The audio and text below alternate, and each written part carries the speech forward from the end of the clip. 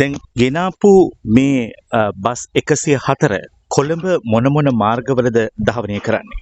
Millennium city millennium city முதல் கொழும்பு கோட்டை வரைக்கும், மாக்கும்புரம் முதல் பத்திரமுல்ல வரையும், பொரலை முதல் பாணந்துறை வரையும், பத்திரமுல்ல முதல் ஏக்கல வரையும், மாக்கும்புரையிலிருந்து மீண்டும் கொழும்பு கோட்டை வரையும், பாணந்துறையிலிருந்து நகர மண்டபம் வரையும், ராகமையிலிருந்து பத்திரமுல்ல வரையும் இந்த பஸ்கள் சேவையில் ஈடுபடுத்தப்பட உள்ளன. இதற்கு மேலதிகமாக இந்த அனைத்து பஸ்களும் சேவையில் ஈடுபடுத்தப்படும் மத்திய நிலையமாக பொரலை காணப்படும். ස්ථානයේ බොහෝ දුරට බොරැල්ල වෙනවා.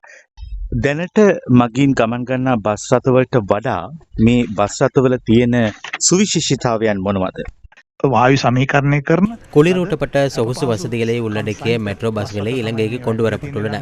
இவை முழுமையாக டிஜிட்டல் மயமாக்கப்பட்டு இந்த பஸ்களில் கொடுப்பனவு நடைமுறைகள் அனைத்தும் டிஜிட்டல் முறைமையின் கீழ் முன்னெடுக்கப்படும் பஸ்களாகவே சேவையில் ஈடுபடுத்தப்பட உள்ளன.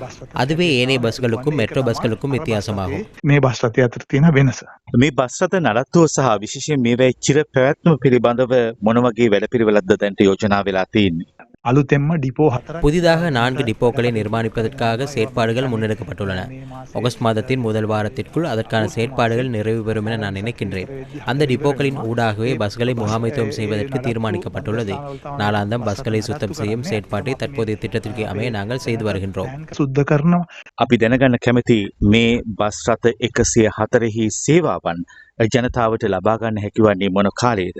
අපි මේක සැප්තැම්බර් මාසය ඇතුළත ක්‍රියාත්මක කිරීම. செப்டம்பர் மாதத்தில் இதனை நடைமுறைப்படுத்த எதிர்பார்க்கின்றோம். பார்க் அண்ட் கோ எனும் துணைப்பொருளை விரைவில் அறிமுகப்படுத்த எதிர்பார்த்துள்ளோம். அதற்கமே தற்போது பாணந்துறையில் அத்தகையதொரு மத்திய நிலையத்தை அமைக்க எதிர்பார்க்கின்றோம். அத்துடன் தற்போது மாக்கும்புரவிலும் ஒரு மத்திய நிலையம் செயற்பட்டு வருகின்றது.